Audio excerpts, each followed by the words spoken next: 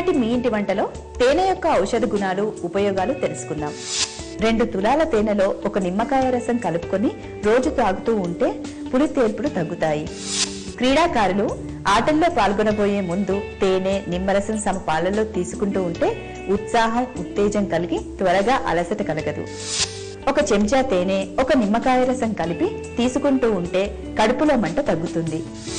1 చెంచా తేనె, 1 నిమ్మకాయ రసం, అర గ్లాసు నీటిలో కలిపి తీసుకుంటూ ఉంటే వడదెబ్బ నివారణ సాధ్యం.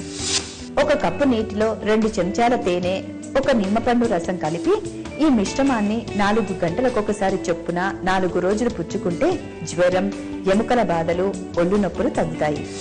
తేనెను ప్రతినిత్యం సేవిస్తూ ఉంటే గుండె జబ్బులు, తరుణి వ్యాధులు, అలసట మొదలైనవి తేలికగా తగ్గుతాయి.